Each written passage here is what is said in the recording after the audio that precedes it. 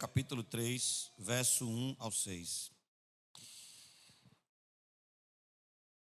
Meus irmãos, enquanto vocês vão encontrando o texto, você já teve a sensação de chegar em algum lugar sem estar preparado? De chegar para vivenciar alguma situação sem estar preparado, sem se preparar? É muito legal, né, irmão? O improviso fala alto, né? E brasileiro sabe improvisar. Além de mentir, sabe improvisar, não é? O brasileiro gosta desse jeitinho, daquela mentira, a mentira de última hora. É porque não deu, né? E aí está totalmente despreparado. Coisa ruim é quando não nos preparamos para grandes momentos. E é isso que a gente vai falar nessa noite. Preste atenção no texto da palavra do Senhor. Levantou-se, pois, Josué de madrugada e, tendo ele e todos os filhos de Israel partido de Sitim, significa Vale das Acácias, vieram até ao Jordão e pousaram ali antes que passassem.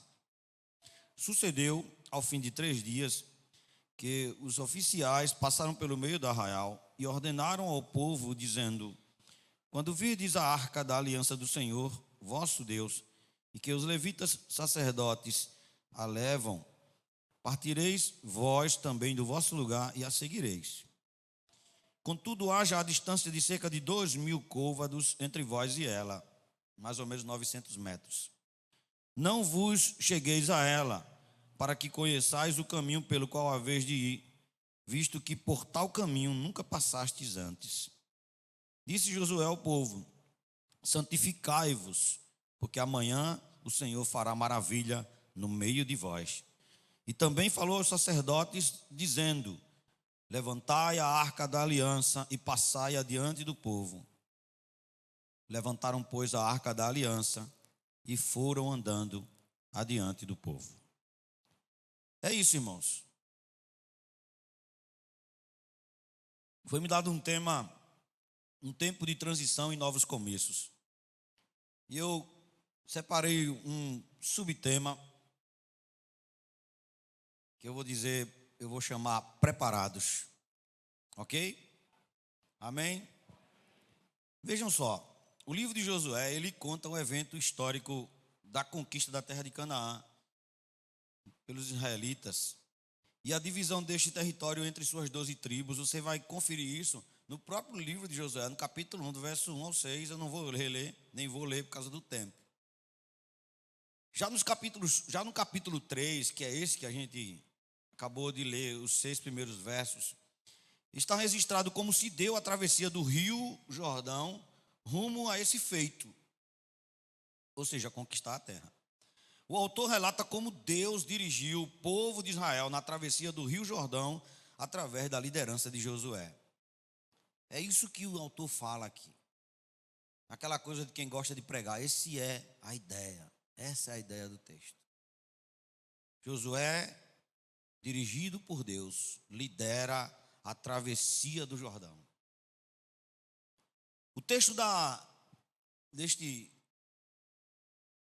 dessa perícope aqui, desses 6 versos, ele narra as instruções finais para iniciar a partida do acampamento rumo à travessia do Jordão. O rio, ele seria o último obstáculo ao experimento da conquista da terra prometida. Esse texto mostra como se deu a preparação para a travessia. Preparação para a travessia. Vemos a liderança de Josué sob a direção de Deus nesse evento. Portanto, percebe-se como Josué dá instruções a fim de preparar o povo de Israel para viver as promessas do Senhor.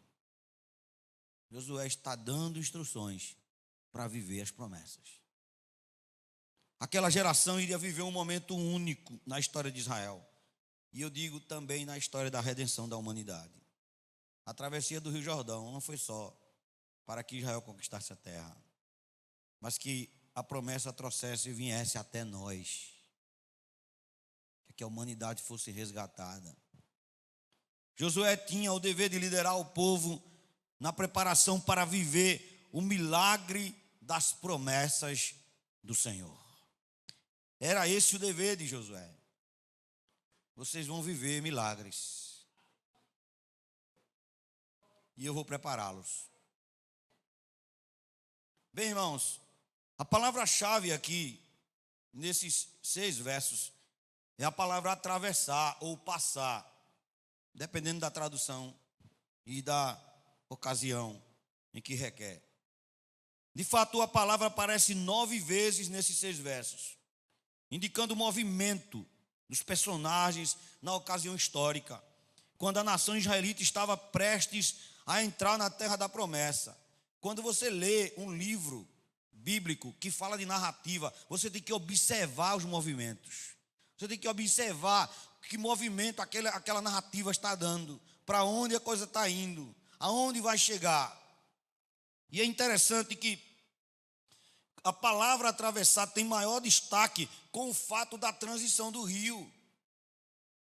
Ela se torna mais significativa quando ele diz assim: vocês vão atravessar o rio. Esse é o principal movimento. O rio seria o limite entre o fim da jornada de 40 anos, desde a saída do Egito e a entrada para a possessão da terra. A travessia do Mar Vermelho rompeu com a terra do cativeiro e sacramentou a redenção através da liderança de Moisés. Agora, sob a liderança de Josué, o povo vivenciaria a travessia do Jordão, que sacramentaria o cumprimento da promessa dada a Abraão: a terra será de vocês, eu darei a terra. Aqui está o exato momento em que Josué prepara o povo para viver esse milagre. Pastor, por que você está falando de milagre? Você vai saber daqui a pouco. O momento que antecede a travessia é marcado de 4 atitudes que indicam o preparo para viver aquele fato. Entre o povo e o rio havia o desafio de seguir rumo à possessão da terra. Eu, analisando o texto, eu pensava que o desafio era conquistar a terra, mas a princípio o texto mostra que o problema não estava entre o rio e a terra, não, estava entre o povo e o rio. Tem que atravessar. Eu acredito que a maioria de vocês aqui não sabe o que é tomar banho de rio, né? Essa juventude sabe não, né? Quem aqui já tomou banho de rio? Sabe? Mamãe deixou? Mamãe deixou. Gente, era muito bom, né, irmão? É coisa bom demais. Tirando a extossomose que alguns pegam, mas é bom demais tomar banho de rio, né, irmão? O grande desafio era quem vai chegar do outro lado, hein? Menino, era bom demais. E eu ia para o rio na época que eu não sabia nadar. E os meus amigos, irmãos da igreja crente, quase que me afogavam de vez em quando. Eu fui batizado várias vezes antes do batismo aqui. Eu me batizei aqui, nesse tanque. E aí, meus irmãos, eu fico imaginando, quando a gente tem um desafio, a gente sempre pensa que o desafio é o objeto em si, mas não. O desafio é a ida até lá. Bem, vamos aqui, maldito homem que confia na tecnologia. Deixa eu voltar aqui. Temos 4 atitudes. A primeira atitude está no versículo 1, é a aproximação. Diga comigo, aproximação. Veja, o rio seria o último divisor da jornada. Ele não era fácil de transpor. Se você prestar atenção, o último acampamento junto ao rio coloca o povo de frente ao desafio. Quando a notícia animadora vem sobre o temor de Jericó por causa da chegada de Israel, no capítulo 2, versos 9 e 24. O capítulo 24, versículo 24 diz: e disseram a Josué: certamente o Senhor nos deu toda esta terra nas nossas mãos, e todos os seus moradores estão desmaiados diante de nós. Aquela notícia era muito boa. Então essa notícia fez com que Josué aproximasse o povo para o rio. E quando o povo se aproxima do rio, eles percebem que era tempo de colheita. Eles começam a conviver aquela história, né? Quando está chegando mais perto de viver um grande momento, a ansiedade aumenta, né? a paciência fica curta. Você está mais perto de tocar.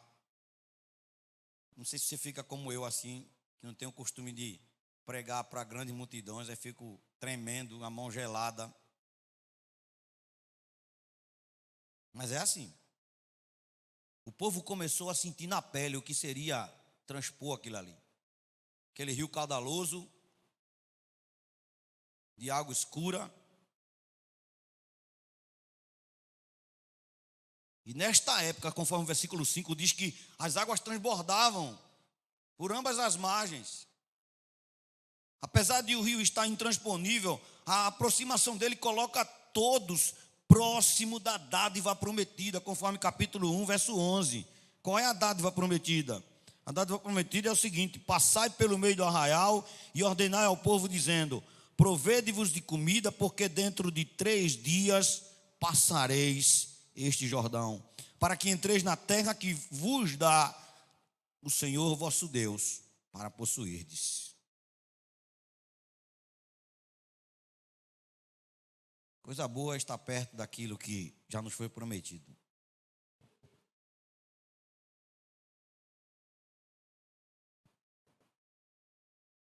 A primeira atitude preparou a todos para aquele momento extraordinário.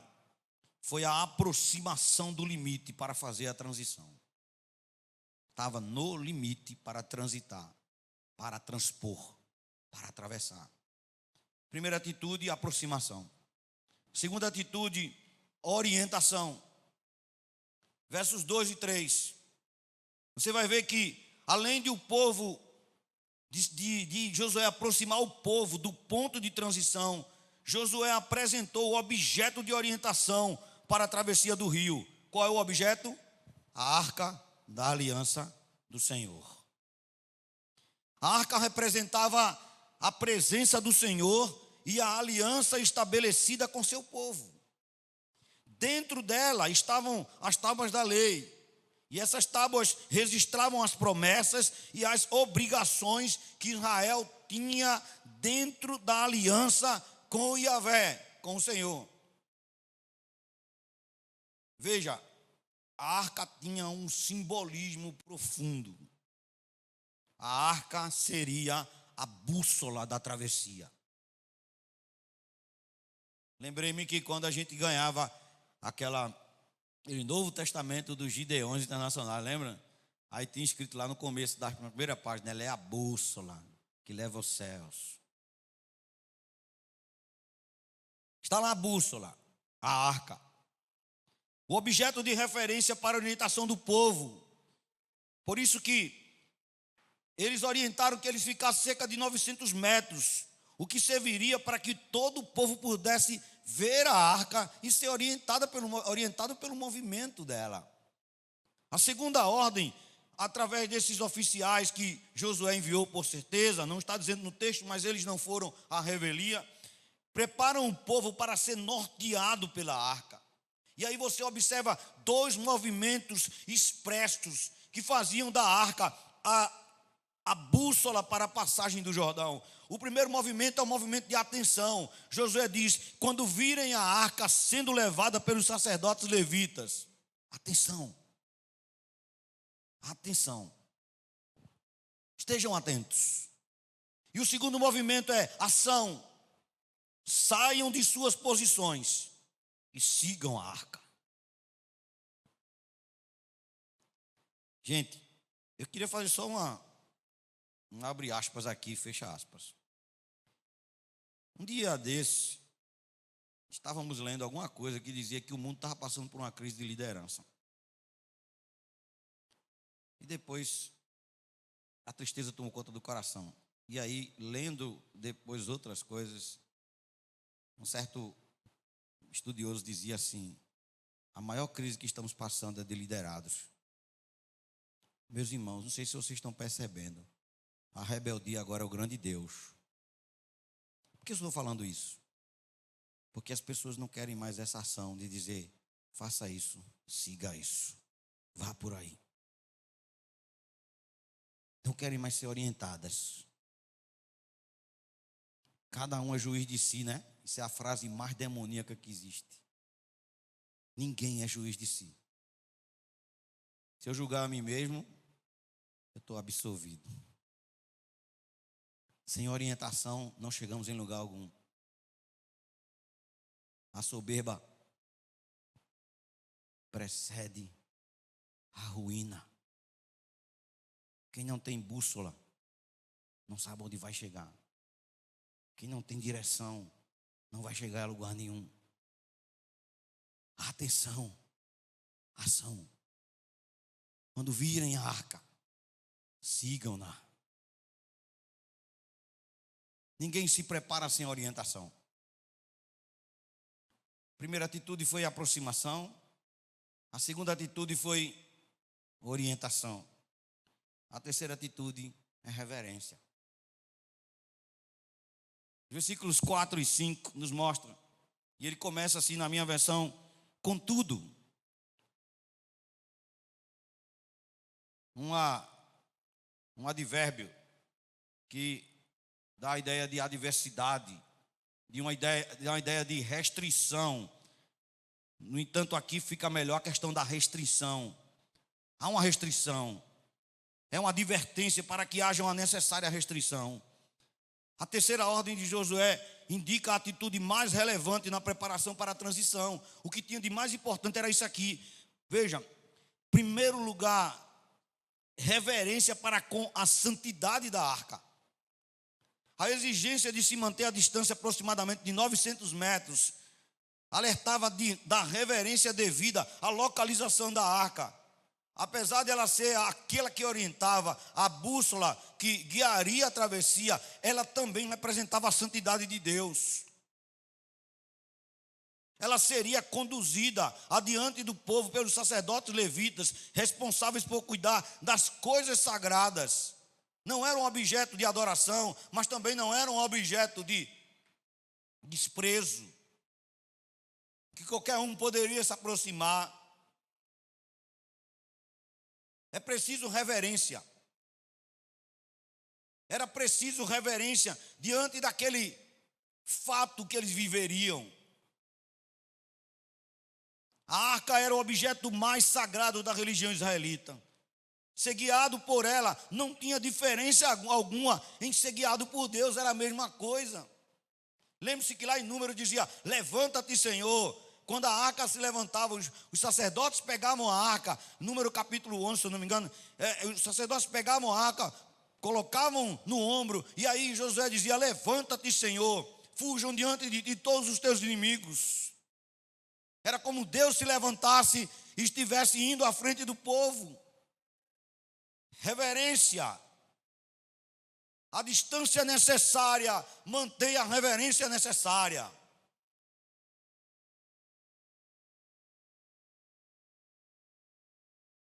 Íntimo, mas não tão íntimo.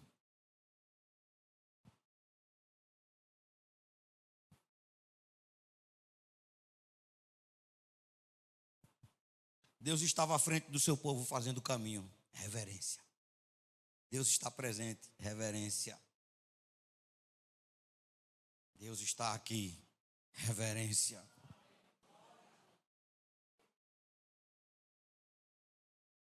Além da reverência para com a santidade da arca, deveria também existir uma reverência para com a santificação do corpo. No versículo 5 ele diz: Josué, se volta para o povo, diz: santificai-vos, porque amanhã Deus fará maravilha no meio de vós. Josué ordena que o povo realize a purificação dos seus corpos, como também da lavagem das roupas, que era isso que significava essa ideia aqui. E possivelmente até mesmo a abstenção sexual. Naquela época os israelitas, quando se preparavam para grandes eventos, eles faziam isso. Tinham que ir tomar um banho.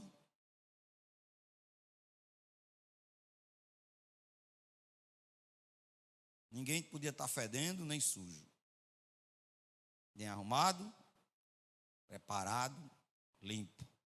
Porém, aquela cerimônia exterior apontava para algo que Deus queria no coração. O dia seguinte seria ímpar. E aí aqui não está a ideia do milagre, porque ele diz: amanhã fará Deus maravilha no meio de vós. A palavra maravilha, a mesma palavra usada com aquilo que foi usado lá quando o Senhor tirou o povo do Egito, com grandes maravilhas. Se você for olhar lá a ideia do original, ele traz vários sinônimos, mas eu achei interessante que é como se fosse um ato único. Um ato, tem outra coisa que diz assim, é algo extraordinário, que o entendimento não compreende. É algo que causa admiração, fora do comum. Eles iriam presenciar este ato único da ação do Senhor, assim como Ele operou na saída do Egito. E aquelas evidências davam prova da sua atuação e presença no meio do seu povo. De igual modo, esta geração que estava ali, que não presenciou o êxodo, deveria estar pronta para conhecer como é que o Senhor dirige as circunstâncias através de atos extraordinários. Ou seja, não há impossíveis para Deus. Ele age, Ele muda a história, Ele usa as circunstâncias, Ele usa o rio, o mar, o vento, o ar, Ele usa qualquer coisa e mostra o quanto o seu poder é extraordinário. Ele prometeu que levaria, Ele leva. Eu colocarei vocês lá, Ele coloca. E eu quero dizer para vocês, não considerem milagres aquelas coisas apenas que você diz, aos olhos humanos ninguém pode fazer. Lembre-se que cada detalhe da caminhada, da jornada da igreja é um milagre nas mãos do Senhor. Deus não é milagre de grandes milagres, Ele é aquele que faz milagres, de pequenos milagres também. Deus não é Deus só de grandes milagres. Existem coisas que Deus toca em nós, mexe em nós, que só a gente sabe o tamanho daquilo, mas o quanto muda nossas vidas. Ele estava cuidando do detalhe do Jordão transbordando, mas Ele também estava cuidando do detalhe de cada pessoa que ia passar ali, do coração de cada um, de cada passo que ia dar, passos curtos, muita gente. Tudo aquilo, meu irmão, era extraordinário. Era um novo momento. Por isso deveriam se preparar cerimonialmente, para que interiormente estivessem sensíveis à direção de Deus. Sem santidade, ninguém vê o Senhor. Sem preparo, não estamos sensíveis à voz do Senhor. Pelo contrário, até nos tornamos resistíveis. A primeira atitude foi a aproximação, a segunda atitude foi a orientação, a terceira atitude foi a reverência, e a última atitude, quarta atitude, é a referência. Referência. Reverência, referência. Os sacerdotes descendentes da tribo de Levi, ou seja, por isso que é sacerdotes levitas, eles detinham a exclusividade no transporte da Arca da Aliança. Além de possuírem tamanho privilégio e responsabilidade, deveriam manterem cerimonialmente puros e exclusivamente dedicados ao tabernáculo e aos seus utensílios sagrados. Portanto, naquela ocasião, deveriam levantar a arca para orientar o povo. Lembrar-lhe da reverência exigida e também referenciar a travessia do rio e a entrada da terra. Veja, esses homens tinham que carregar a arca, fazer o memorial da santidade que o povo deveria manter, a reverência que o povo devia manter em relação à arca, e serem a referência da travessia. Eles primeiro entrariam no rio. Eles iam à frente. Eles estavam caminhando 900 metros. Meus irmãos, a gente pensa assim, 900 metros não é tão perto não. Não é tão perto. Era a distância necessária para que todos os vissem. Eles eram a referência. Todos estavam olhando, ou seja, estavam passos à frente. para que as pessoas fossem. O texto diz que vocês devem segui-lo porque vocês não conhecem o caminho. Mas se você for ler os outros versos adiante, vai mostrar mais ou menos que os sacerdotes já sabiam o caminho. No entanto, eles tinham que fazer aquele caminho para que o povo não se perdesse. Esta quarta ordem dada por Josué posiciona os sacerdotes à frente do povo com a responsabilidade de serem o exemplo. Aqueles que fazem o caminho indicado, que abrem a rota. Pois vemos que esse referencial não foi um status. Cumpria-lhes 2 movimentos, não era status. Eles tinham que fazer 2 movimentos. O primeiro, levantar a arca. A responsabilidade de orientar debaixo da orientação do Senhor. Isso é interessante, né, irmão? Você está me orientando por quê? Porque o Senhor me orientou. Isso é importante na vida de um pastor, de um líder de igreja. Ele não vive de vozes da minha cabeça, nem da opinião do povo. Isso é complicado no meio da democracia. Mas o servo do Senhor ouve o Senhor. Amém? Ou a igreja é progressista? A igreja progressista é demoníaca. Pastor ouve a voz do Senhor, não a voz do povo. A voz do povo não é a voz de Deus. Orientar debaixo de orientação. Levantar a arca. Levantar a arca. O peso da arca é o compromisso de estar submisso ao Senhor da aliança. Pesa, hein? Pesa. Porque o ato de levantar a arca equivalia ao próprio Deus se levantando e tomando a dianteira do seu exército. Aleluia. Glória a Deus.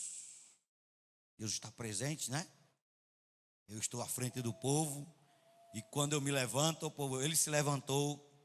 Amém.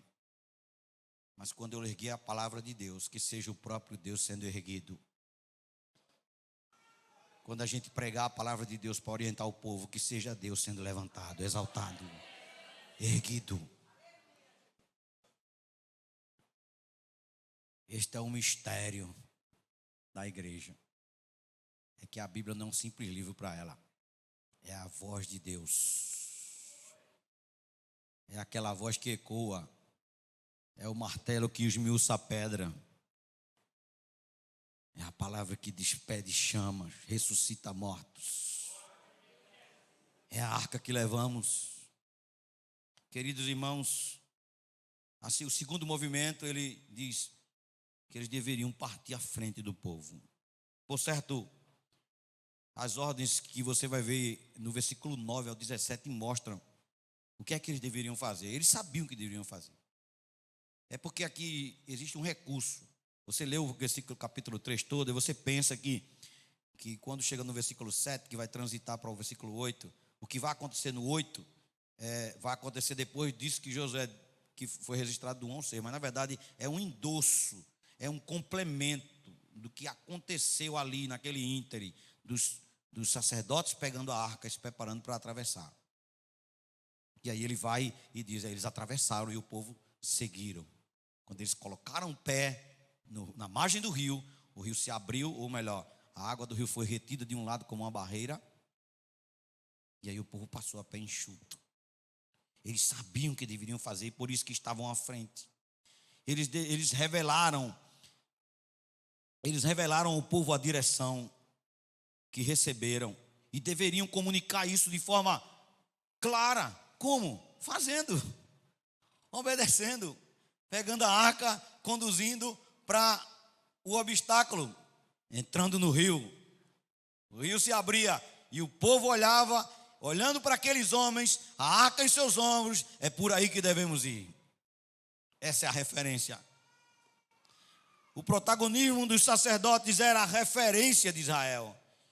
Eles representavam o próprio Deus dirigindo o povo. Amém? Vamos para casa? Amém, irmãos? Vamos embora, irmão. Tá bom demais. 4 atitudes. Diga comigo, aproximação. Qual foi a segunda? Orientação, muito bem. Terceira, reverência. Com a quarta, referência. E aí vem a injeção, prepara o braço. Um dia desse eu estava em casa, estudando. Vários dias estudando. Uma cadeira de plástico. E aí, meu irmão, deu uma dor aqui no quadrado lombar, né? Que a gente confunde com ciático, né? 6h30 da manhã eu estava na UPA. Cheguei lá com uma dor, saí de lá com 3 dores. Vocês sabem como é que é, né? É a dor do quadrado lombar, a dor da dipirona e a dor da profenide. Ai.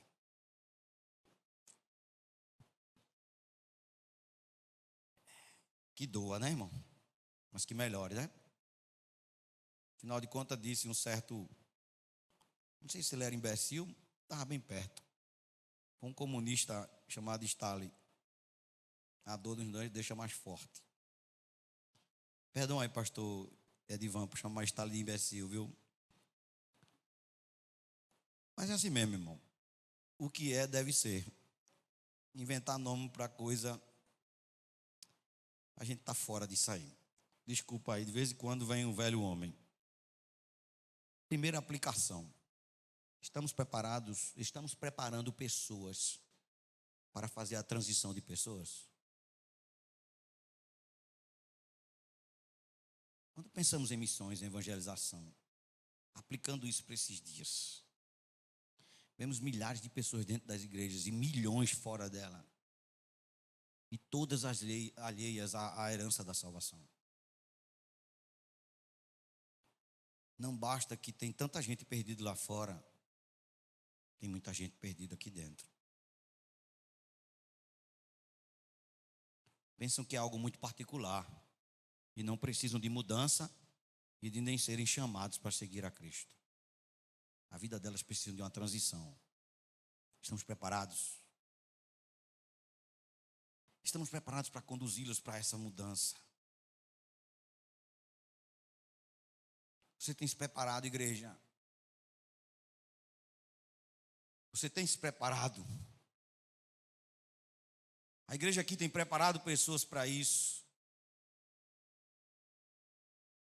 Eu não vou contar testemunho, mas eu sei que tem gente aqui preparado e se preparando. Mas a obra ainda não acabou. Pessoas precisam fazer essa transição do mundo para a igreja, das trevas para a luz, da morte para a vida, do poder de Satanás para o império do Senhor. Segundo, estamos preparados para continuar a conquista. Escatologicamente falando, você sabe que o problema mais sério depois da doutrina da salvação é o problema da escatologia. Quando eu dei aula de escatologia aqui no CTP, meu Misael acho que lembra, foi bronca para apresentar todas as visões escatológicas e todo mundo queria saber qual era a minha. Isso não interessa. Não interessa, não é, irmão? Problema seu, vai estudar, né? Aquela brincadeira de professor que de vez em quando acontece. Mas eu penso bem com vocês, pensando bem com vocês, eu gosto de uma certa visão teológica que parte dela diz assim, que a gente já e ainda não. O povo entrou na terra e começou a conquistar. Mas se você for prestar atenção no livro de Josué, lá pelo capítulo 17, vai dizer assim, e ainda havia muito que conquistar. E ainda havia terra para conquistar. Sabe qual foi o maior problema? Que teve algumas tribos, houve algumas tribos que eram preguiçosas, não conquistaram quase nada. Teve que tirar uns pedaços lá de outras terras para dar para elas. Estamos preparados para conquistar, continuar a conquista? Será, irmãos, que quando a gente olha para a questão de que a grande transição do rio confirma a mensagem principal do livro, a fidelidade do Senhor em cumprir suas promessas.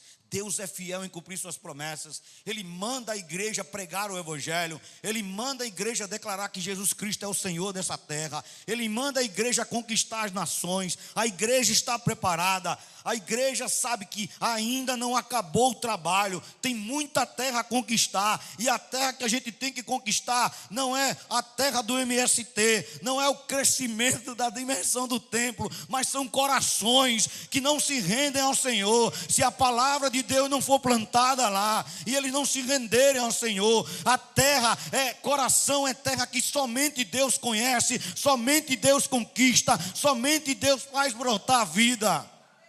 E a igreja é a mensageira dessa palavra que conquista essas terras. Tem muito que conquistar ainda. Com toda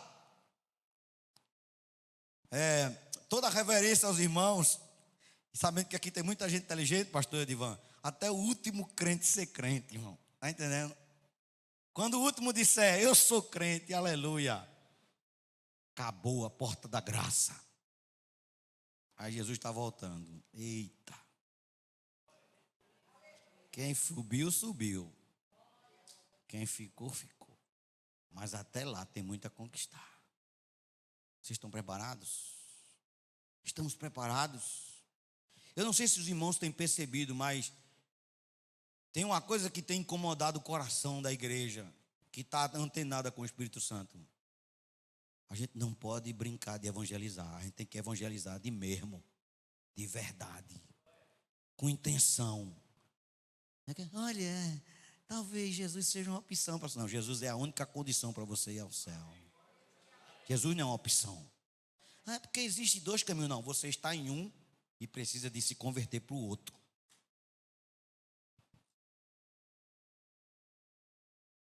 Olha, eu acho que o amor vence tudo. Não, o amor venceu na cruz do Calvário.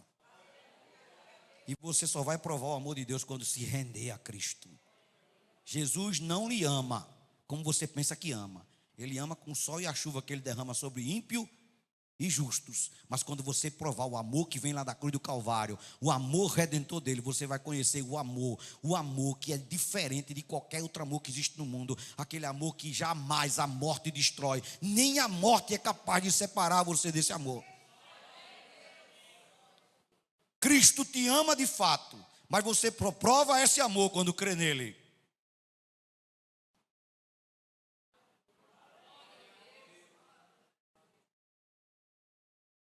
Pregador de rosa, pega os espinhos também.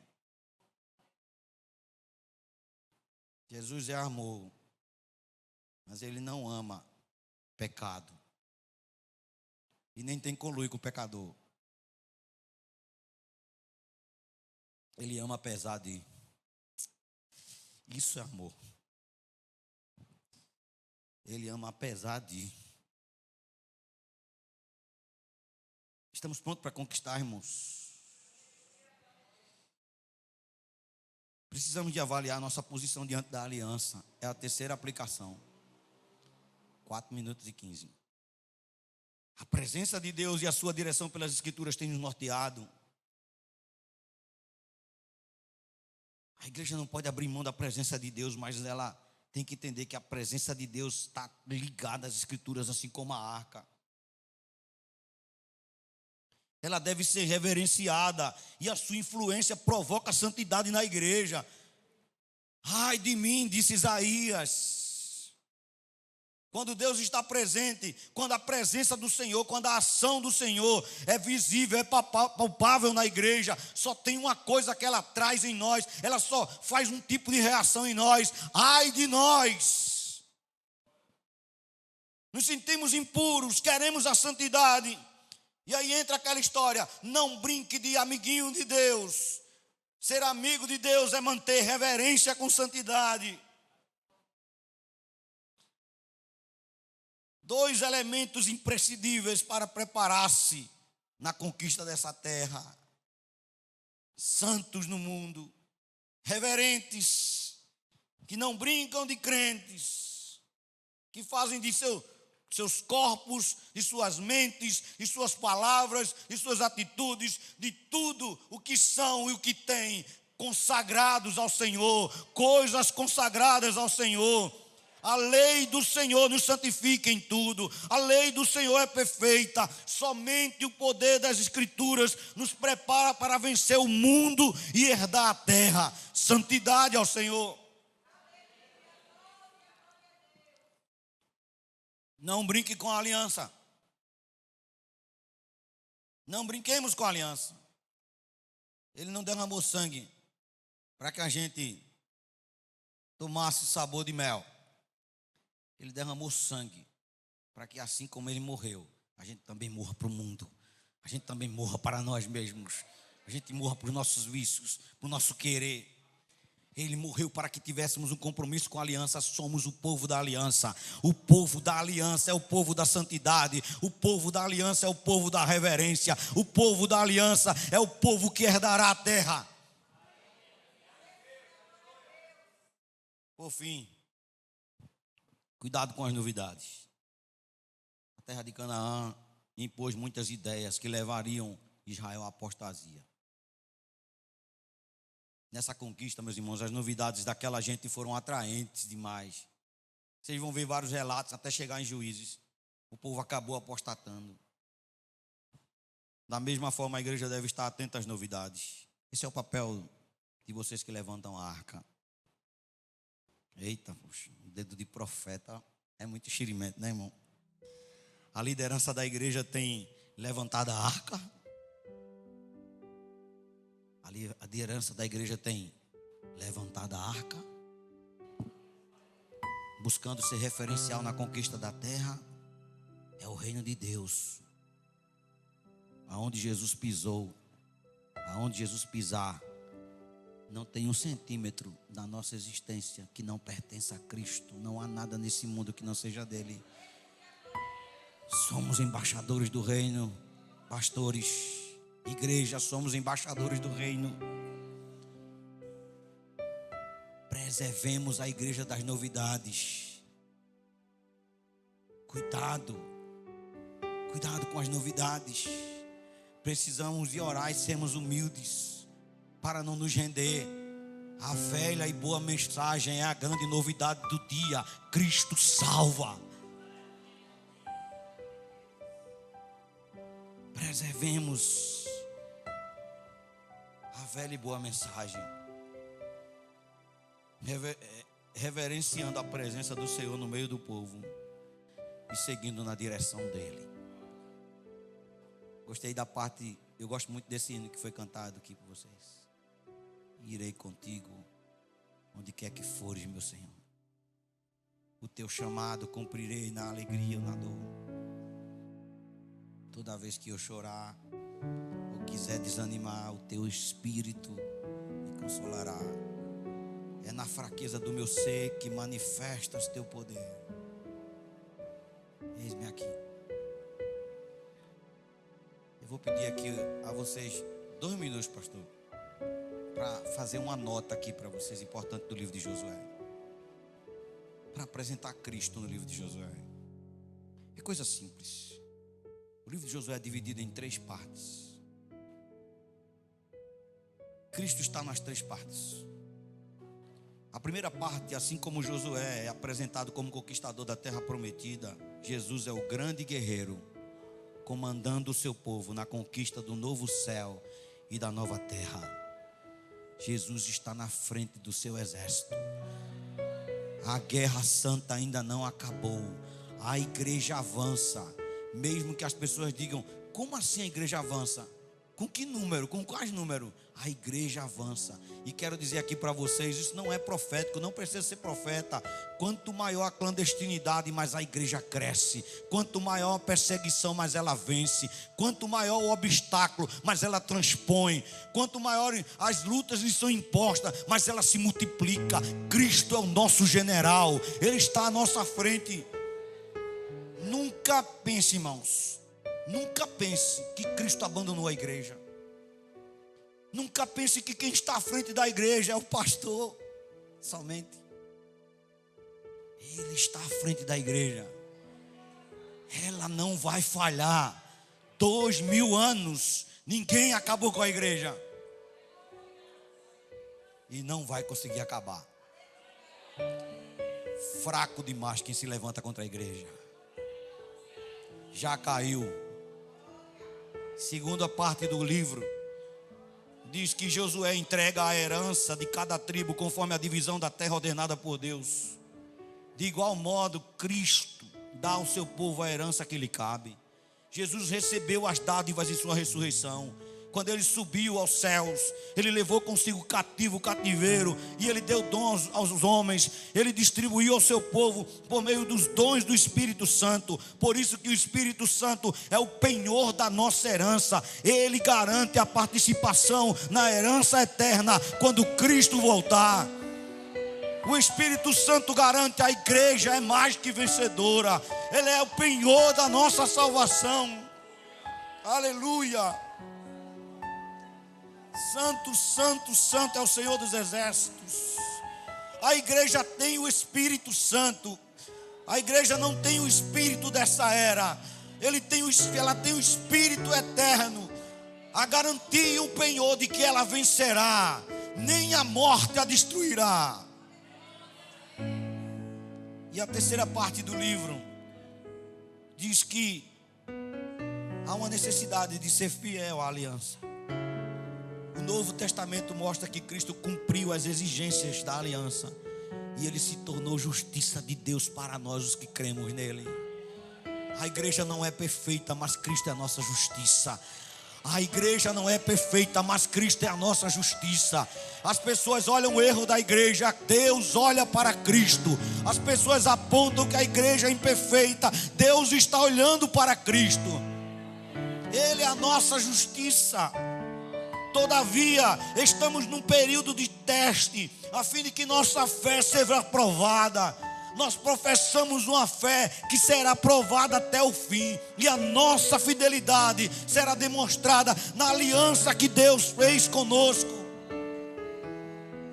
Ele provará os seus fiéis. O remanescente permaneceu ali, mesmo com a morte de Josué. O remanescente permanece hoje. O remanescente está aqui, está ali, está em todo lugar, no mundo inteiro. A igreja do Senhor permanece de pé. O remanescente permanece de pé. Há um povo fiel que não se dobra, que não se rende, que está preparado, que vai conquistar, que herdará a terra. Deus seja louvado para todos sempre. Amém. Louvado seja Deus.